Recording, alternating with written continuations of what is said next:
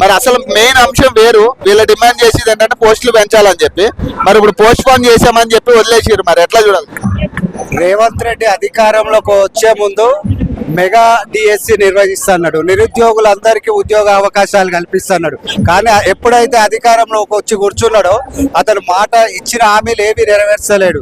నిరుద్యోగ భృతి అన్నాడు, చదువుకున్న ఆడపిల్లలకు ఎలక్ట్రికల్ వెహికల్ అన్నాడు. ఇవన్నీ కేవలం అధికారంలోకి రావడానికి నోటికి వచ్చినన్ని హామీలు ఇచ్చిండు. ఈ రోజు కుర్చీలో కూర్చున్నాక అవన్నీ పక్కకు పెట్టేసిండు. ఏది ఏమైనా రేవంత్ రెడ్డి ఇచ్చిన హామీలు అన్నిటినీ మా నిరుద్యోగులకు మెగా డిఎస్సి నోటిఫికేషన్ ఇవ్వాలి, 1:100 రేషియోలో ప్రిలిమ్స్ ఎగ్జామ్స్ కు క్వాలిఫై చేయాలి. అదే విధంగా జాబ్ క్యాలెండర్ కూడా విడుదల చేయాలి. రేవంత్ రెడ్డి ఇచ్చినటువంటి హామీలు ఏవి నెరవేర్చకపోయినా మా బీజేవైఎం యువ మోర్చా నిరుద్యోగుల పక్షాన నిలబడి నిరుద్యోగులకు ఒక బలమైన ఒక వంతుకగా మేము వాళ్ళ పక్షాన నిలబడి రేవంత్ రెడ్డి సర్కారు మెడలు వంచి అన్ని విషయాల పట్ల ఆయనని అవి హామీలు ఇచ్చిన హామీలు అమలు పరిచేదాకా వెనక్కి తగ్గే ప్రసక్తి. డిఎస్సికి సంబంధించి 25,000 పోస్టులు వేస్తామని చెప్పి వాళ్ళు చెప్పిన అంశం అయితే నిన్న 11,000 చిల్లరే వాళ్ళు పరిమితం చేసిర్రు. అలాగే పోస్ట్ పోన్ చేయాలని చెప్పేసి డిఎస్సి విద్యార్థులు కూడా ధర్నాలు చేసిన పరిస్థితి. కానీ ఈ రోజు దాన్ని పోస్ట్ పోన్ చేయడం మానేసి ఇప్పుడు అదే విద్యార్థులు ఎగ్జామ్ రాస్తున్న పరిస్థితి.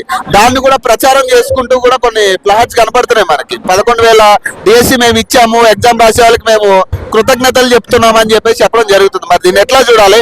రేపు మరి గ్రూప్ 2 గ్రూప్ 3కి సంబంధించి కూడా ఇంతే ఉంటుందా పరిస్థితి?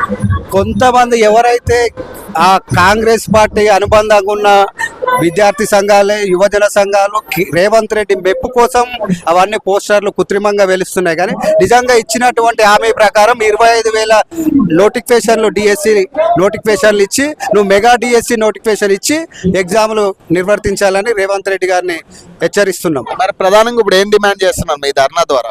మా ధర్నా ద్వారా నిరుద్యోగులకు ఏదైతే హామీ ఇచ్చి నువ్వు అధికారంలో కూర్చున్నావో ఆ హామీలన్నీ నెరవేర్చాలి, మెగా డిఎస్సికి నోటిఫికేషన్ ఇవ్వాలి, జాబ్ క్యాలెండర్ విడుదల చేయాలి, నిరుద్యోగ భృతి ప్రతి నిరుద్యోగునికి ఏ ప్రాతిపదికన ఇట్లనే కేసీఆర్ సర్కార్ కూడా మోసం చేసింది. ఆయన లెక్క నువ్వు కూడా మోసం చేయాలంటున్నావా రేవంత్ రెడ్డి గారు? వెంటనే నిరుద్యోగ భృతి ఇవ్వాలి.